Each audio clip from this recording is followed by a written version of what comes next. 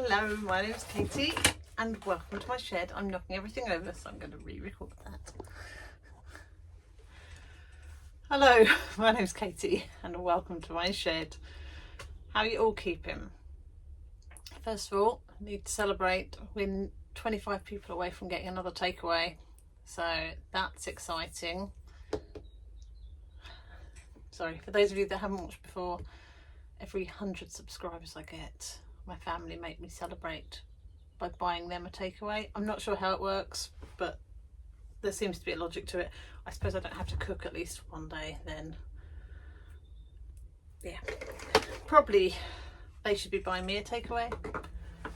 Anyway, how are you all keeping? It's been a funny old week already, and I've just had the hedge cut, and I know I probably could do it myself, but it's so tall. It's about, I don't know, 10 foot tall or something, and I'd probably chop off an arm or something by doing it. So he's trimmed that and it looks much prettier over the back of the garden now, so that's lovely. But that's not what you're here for, are you? You're here to talk art. So let's talk about what we're going to do. I think I mentioned it last week, but somebody had asked me a question about, it was about dry point actually, on one of my previous videos, and I thought, oh, do you know what, I haven't printed for ages, and I do want to do a bit more printing because in preparation for next year's workshops, so the printmaking ones tend to be fairly popular, and I'd like to be a little bit more prepared than we were this year. So trying to get some of the marketing materials and examples ready in advance a bit more than we have been this year, and that's not, you know, not going to beat myself up about it. We only decided in January that we were going to launch the business, so it's okay that this year was a little bit rushed and muddled, but next year we want to be much more organised. So I'm going to do a session next year on Tetrapak printing. We touched on it in one of our workshops, so we did one on dry point printing and Tetrapak, and we also used some other techniques, but I want to do one that's purely Tetrapak printing. And so I thought, from a demonstration point of view, an owl would probably be quite nice, because you want something with quite high contrast, and I wanted like a really dark background and then light on the owls. So I did some paintings about 3 or 4 weeks back of Tawny Owls. I did this one in watercolour, this one in acrylic, and I thought this image actually would work quite nice. It would obviously be a lot more simplified, but I think that's what we're going to go for. So I'm going to draw something up using these. I'm not sure what size. It'll probably have to be somewhere halfway between the two, and then I'll show you the process of cutting it and inking it and then printing it. So that's what we're going to do in this video. I need to clear some space in my table first, even though the last video I did was tidying up. I've already messed it up again since then. So size wise, the printing press that I use the X-Cut Express, which is a die cut machine for card making, but you can buy a bed, an extended bed with felt that you can add to it to adapt it to make it a printmaking press, and it's brilliantly portable. I will show you it in a minute. I don't want to get it up and down, but it's really portable, super easy to use, not massively affordable, I'm not gonna lie, because they've stopped making them and they're so popular for this purpose. They cost around 200 quid on eBay and Vinted and places like that, and we've been looking to buy a second one for the printmaking courses, and they're just coming up too much money at the moment. Maybe next year we'll get one. You can also use a pasta maker, and I have shown videos of that in the past, so I'll try and link them in, but I'm not going to use that today because on my table it's much harder, because my table is too wide for it to fix onto properly, and I want to do something a little bit bigger. And the pasta makers are great for sort of smaller prints, but I'm thinking something that's just a little bit bigger.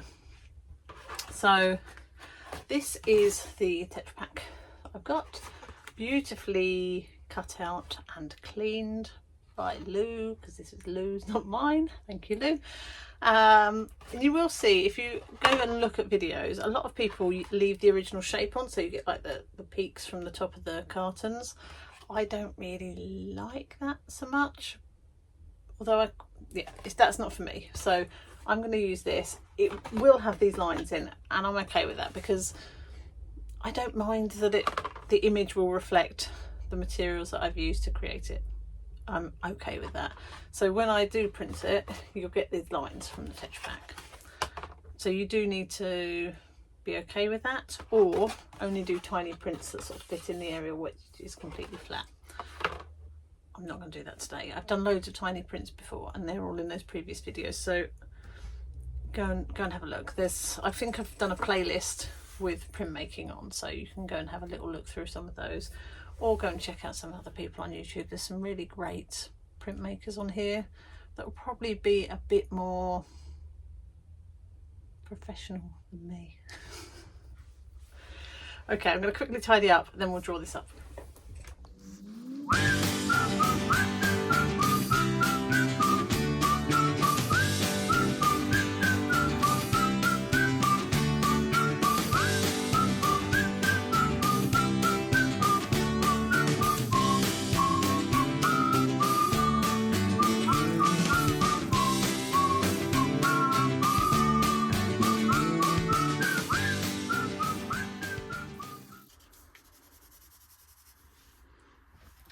Okay, it's very loose. The idea is I just want to get the tones in, because with this type of printmaking you can't be massively precise. Realistically, I'm going to have a light, a mid-tone and a dark. So the background and the eyes will be my dark, and then I'll have some mid-tones around here with some lights. You can rub away the ink to give you those tones, and that's what we'll do, but just when I'm drawing it out, that's kind of, sorry, that was just leaning on that, because this table is so bumpy you can't draw on it, but that's roughly what I'm going to do to draw it out. Now, if you're new to this type of printmaking, it's really important to remember that the image will be flipped. So for me, I don't really want the image to be flipped when I print it. I want it to be the same as the other ones, because I'm trying to create a set of images. So what I will do is I will flip this now. So basically I'm going to draw it, I'm going to hold it up against the window and trace my drawing through the window. I'll show you, I'm not sure I'm explaining that. Okay, so here's my window. I'm going to hold it against there like a light box. I have got a light box, I'm just too lazy to get it out. And then I'm just going to draw my image. I don't know if I can do it with you in the way. Through here, so that I've got the reversed image. There are other ways of doing it, but for me this is the quickest and easiest way. I'm just going to get the landmarks in, and I'm going to move you out the way because I can't see what I'm doing.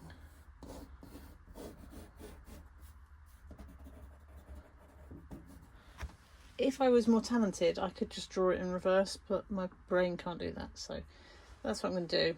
I'm going to turn you off now and move you out the way. There we go, that's my landmarks in. It's not as tidy as the other side, but that's okay. And then what I'm going to do is use this to lay the image down onto here. So just going to cut it to the right size, because there's no point having it bigger than I need it. And then we will start putting the image onto here. Now I'm just debating whether I trace the image onto here, or if I'm just going to scrape it in. I'm going to try with the scraping in first of all. So you can get loads of different tools for dry point printing. The dry point ones are a bit sharper, scratchier. You can see that. I won't use that on the paper because it'll just tear the paper. But you can get these embossing tools which have got, I don't know if you can see, they're like little round ends. So I'm going to use that and just see if I can put enough pressure through it to put the landmarks in on the Tetrapak. I have taped it, and the reason I've taped it is because this will move or that will move, and it would just, then I'll get squiffy images, so that's why I've just taped it down. So I'm going to pop the landmarks in and then see what it looks like.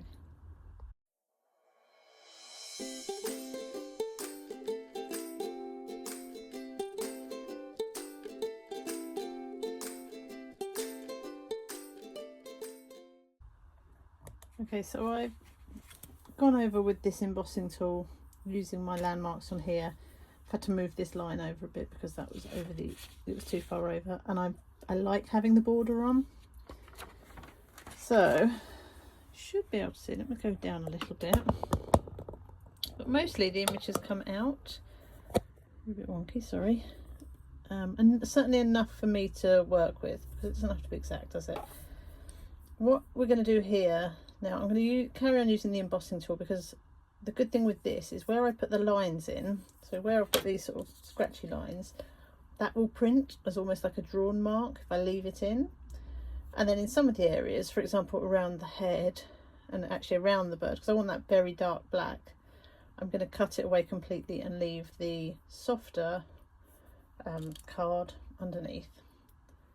So I think I'm pleased with the landmarks. Now we're going to try and get some of the lights and darks in with the image, and then probably go in with a few more marks, getting a bit more texture in, because I don't want it to be too basic.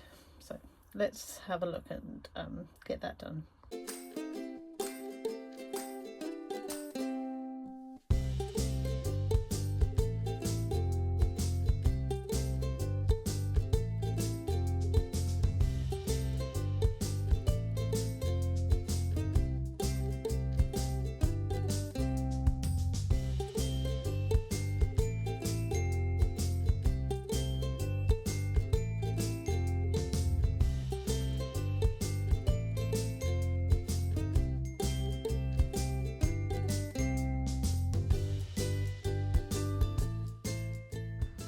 Okay, I'm not sure how much of the detail you can see, but I've put in a few different textures. I've used a scalpel to cut out the areas that I want to be very dark.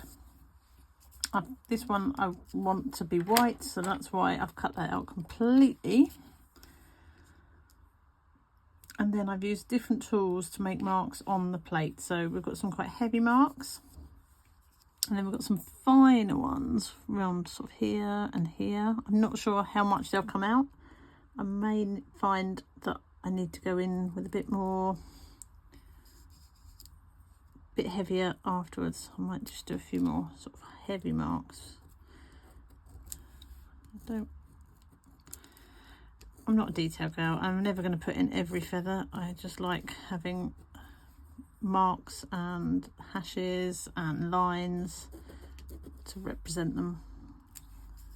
But yeah, I think we're going to give that a go. I'm just going to quickly tidy up the area because I need the space to be a bit clearer, otherwise we're going to make a big fat mess.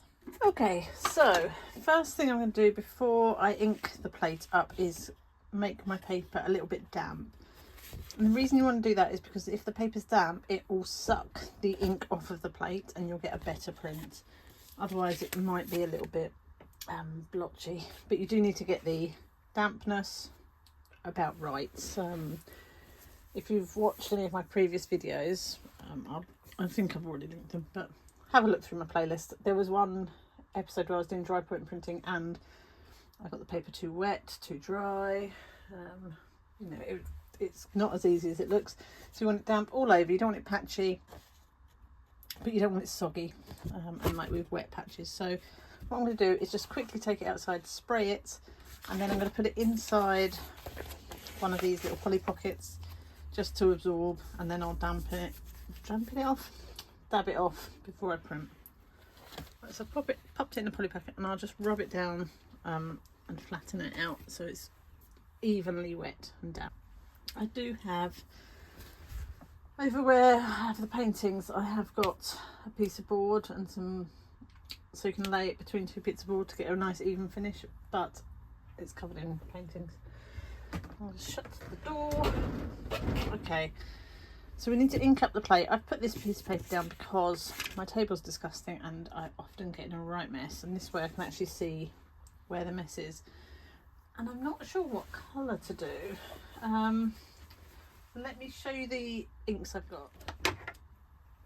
So I've got these ones. These ones are lovely, really cute colour set. They're Cranfield Calico Safe Wash Relief inks. I always use these inks, or this brand. And this was like a little special edition of pastel colours. So you've got green, mustard, blue, peach, pink and violet. And they're all very nice. And then I've also got over here, I've got a process yellow, a red and a blue. I think, is it boring just to go black? I'm just going to go black because I feel like, I think that'll work. So we're going to go black, keep it simple. So one of the things I like to do when I am inking a plate is put a little bit of double-sided tape on the back to stop it moving around too much, just to make my life easier. So a little bit of double-sided tape, and I'll stick that down, because then when I'm rubbing it, it's not going to go all over the show. And then I'm going to use this. This is the black of the same brand, Calico Safe Wash. I've got a piece of, this is mount board, but anything like stiff, which I'm going to use to put the ink onto the plate. And then I've got these bits of like cloth gauze. That's to wipe the excess ink off.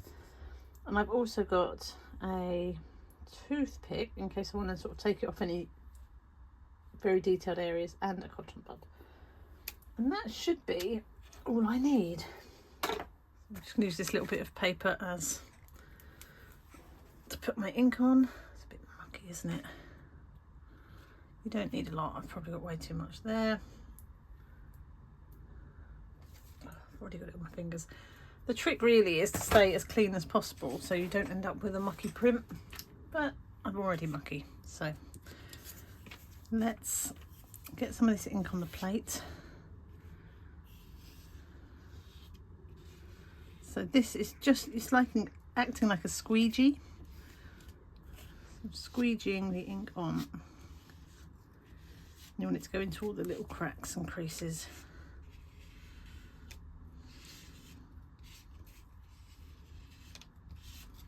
Oh, maybe I will need more ink.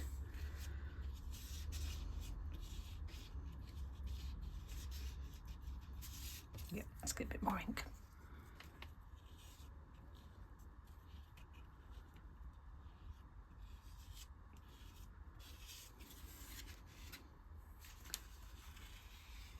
Very thirsty on the ink.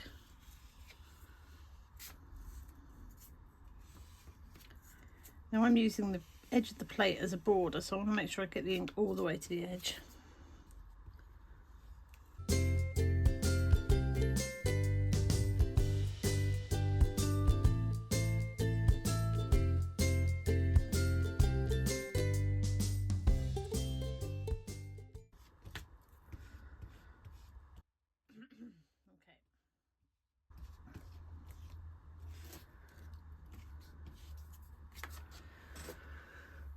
Are we recording? Yes. Okay, so once it's all covered, you then want to rub off the excess. That's what I'm going to use this cloth for. You could use any kind of gauze or soft thing, really. I'm rolling it up into like little rosettes so I can help push the ink in. So you're going to sort of press and twist, and that pushes the ink in.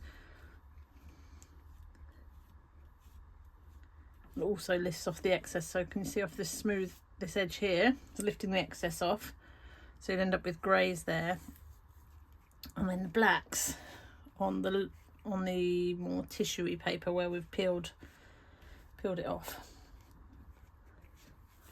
We'll time lapse this because this takes ages.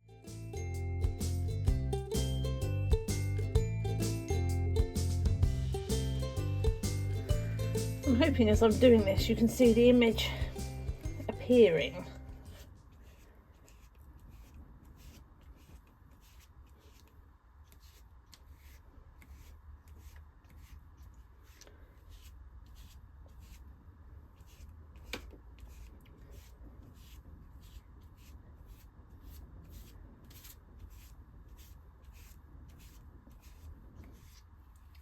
I'm going to get a clean piece. Do more of the same. You can rub it however you like, really. In fact, I probably will now. I've pushed in the ink into the lines. But if you rub it all off too quickly, you'll end up with not a lot left, and you know, you still need something to print, don't you? I do want the edges a bit tidier, so I'm gonna got these little bits of paper which you can use to hold it and hold your printing paper as well.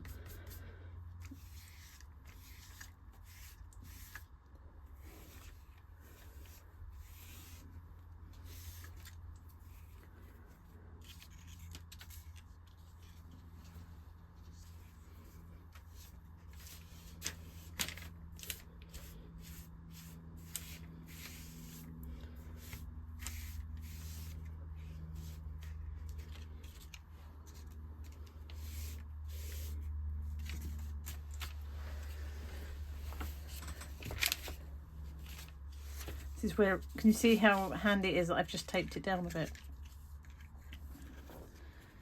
And then I'm going to rub off the excess ink, and I'm going to try, I like to go with, so with feathers, I'm going to do it in the direction of the feathers, because I will get the marks left behind.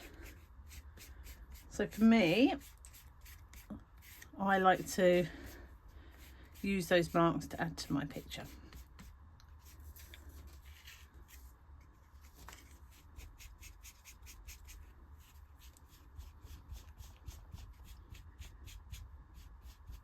I'm also leaving more of the ink behind where I want it darker. I'm rubbing more off where I want it lighter.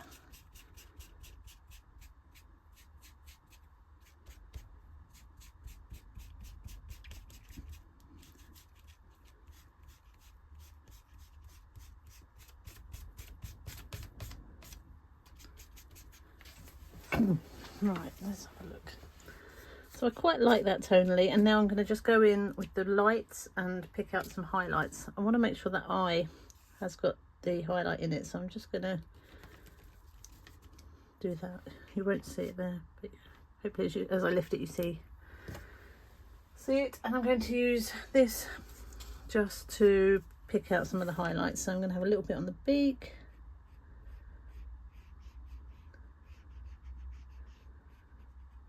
And some of these feathers I want to be lighter because the light's coming in here and a bit up here and on the top. And let me look at my original picture. Can't really tell there. A few bits here, a few highlights.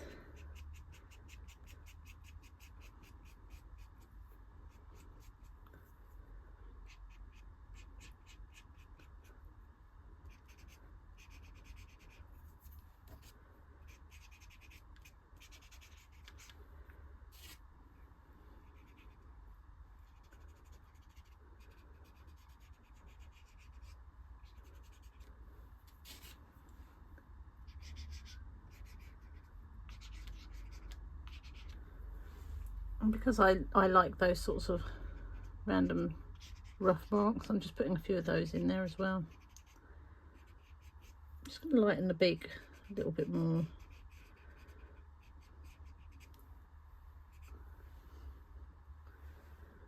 Maybe a touch around here, around the eye.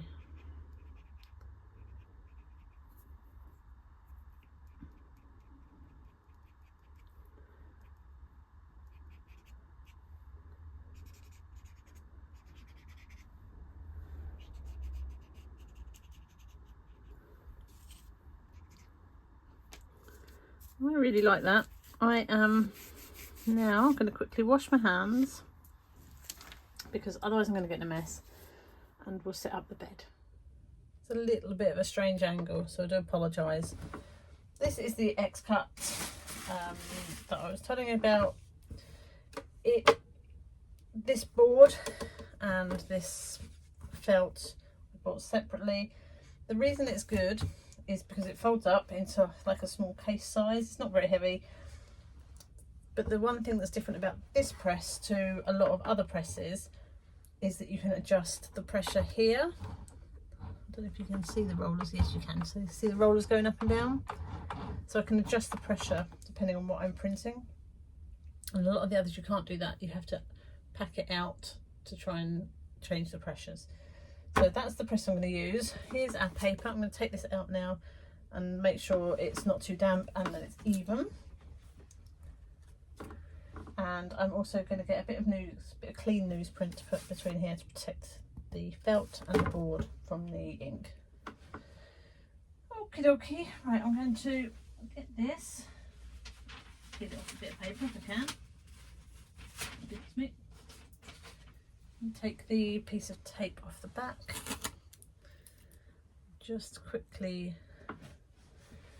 check it's okay. I'm going to pop it down.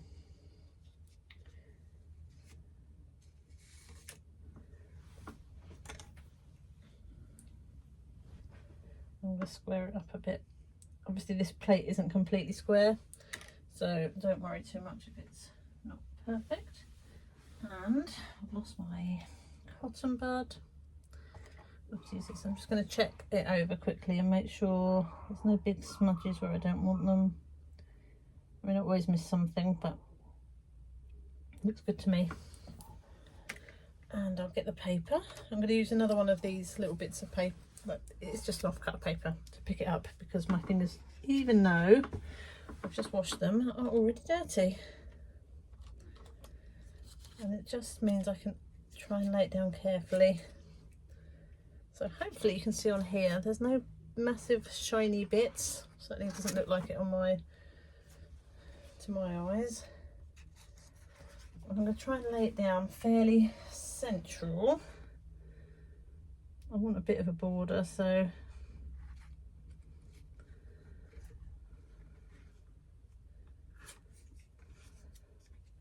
trick now is not to move it until it prints because you can still end up smudging it. And I'm going to use a bit of tissue paper on top, but you don't need to. It's just that I have previously had a few accidents where the ink has bled through the paper onto the felt, and I'm just trying to protect the felt a bit.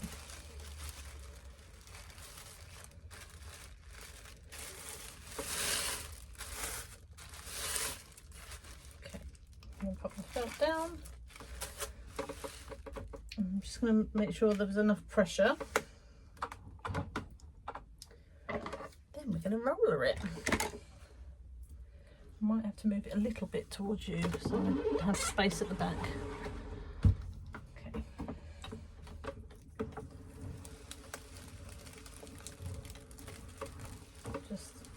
Testing it. It doesn't feel that there's enough pressure on there, so I will have to go back with it on a bit tighter. A bit closer in because it's donking on the end there. My felt is squiffy. Okay, and then I'm just going to tighten it a bit more, as tight as I can go. If I can't make it any tighter, I'll have to put a bit more paper on top. So I might just do that now.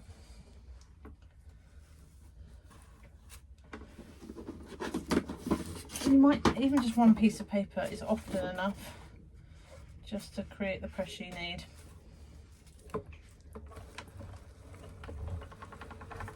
Maybe not in this instance. I can need another piece. It is better, but it's not tight enough.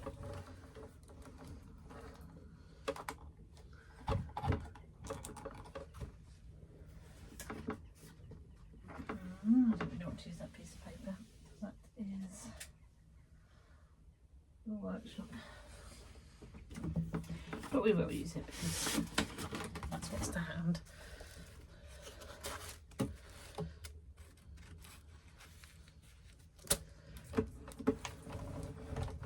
There we go, that's better. That's got a bit more, I don't know if you can see it.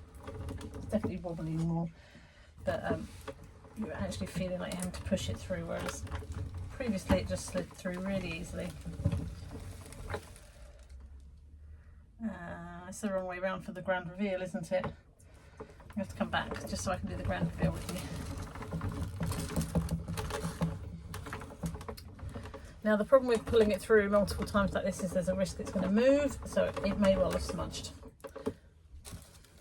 Okay, so here will be the reveal. Let me lower you down a wee bit. There we go.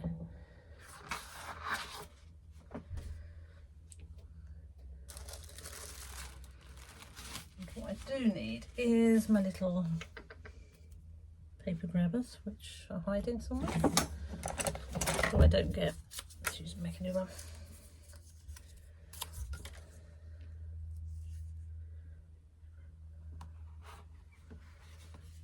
Oh, that's fab!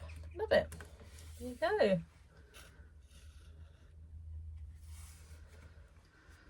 There we go. I think it's fab. It's interesting that even where I thought this was completely black, it's still quite dappled, but I like that because it makes it feel like it's not pitch black, it's twilight. I like that you've got the marks that I've rubbed out completely and the scratched marks. There's a tiny funny mark here, and I don't know if that's just where the paper, maybe there was a little bit of ink, a bit of water there, but I think that is fab. I just wanted to show you how easy it is to take apart and how small it goes. So you just roll her out the bed. So this is the hardest bit to store because it's basically a long chopping board and a bit of felt. And then with this bit, it just folds up like that. So it takes up hardly any space at all. It's fantastic. Mine's a little bit crusty where I spilled gesso on it a few weeks ago. Okay, well that was a short but sweet video. Makes a nice change, and it's unusual that something goes to plan when I, first time. So I'm in awe of myself. I'm really pleased with how this has turned out, and I'm going to show you a little close-up of it, but so you can see some of the details. I quite like these marks. It doesn't bother me. I don't feel like it detracts from the image, and I'm pleased with the border. What I will do is cut this out smaller or mount it so you've got some white and then this border as well. What I could have done with it is do some collage, some chincolet, which would have added some colour in, but I don't feel like this image needed it. But if I wanted to, that's something I could do in the future. I have only done the one print from this today, and I haven't cleaned the plate deliberately, because once you clean them then the water gets in it and it will disintegrate. So I'm going to try and reprint this again at the weekend when I've got a bit more time. I don't know how well that will work because it'll have all this ink on it, but I'll let you know in the next video whether that does work or not. Let me do a close-up of some of the detail. Excuse the mess down here, I've just been doing some lino. But if you can see, let me just see if I can focus in on it, around the eye here, you see these really fine marks, there you go, with that sort of wire brush tool. They've come out beautifully, and I quite like these heavier marks as well, and I like the sort of balance of having those heavy marks with the more gentle marks. This is the little water spill or something. It might have even been something on the plate, some milk residue or something, but I'm really pleased with it. And you can see here the texture that you get from printing from the card bit where you've lifted all the shiny off. I think it looks really nice, and that'll look even nicer mounted up. Let me grab a mount. That was harder work than it needed to be. We'll ignore the mess. So let's put a pretend mount around it and square it off.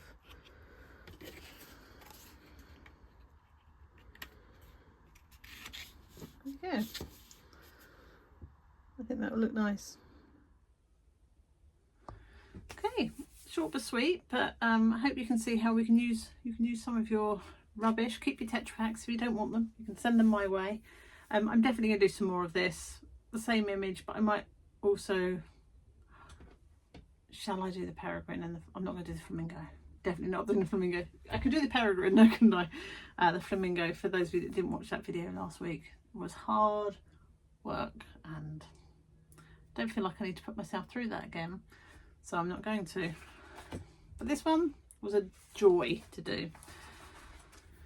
So I don't think I've got anything else to say other than what other mediums could I paint this in. So I've now done it in watercolour, I've done it in acrylic, I've done it in Tetrapak print. Shall I do something else? I could do it in lino, or I could do it in dry point, silk screen. I think that's it. That's the limit of my skills. Let me know what you think. I can do another one. I'm happy to. It'd be quite fun to have the same image done in multiple different ways. And who doesn't love a Tawny Owl? And if you don't, you're wrong. Okie dokie. Well, I hope you enjoyed the video. Give me your feedback. Let me know what you want me to do next time with the owl. I'm going to tidy up now. I'm just looking at my little scribbly line drawing. I quite like that as it is. So I might do something with that as well. That might work quite nicely for dry point.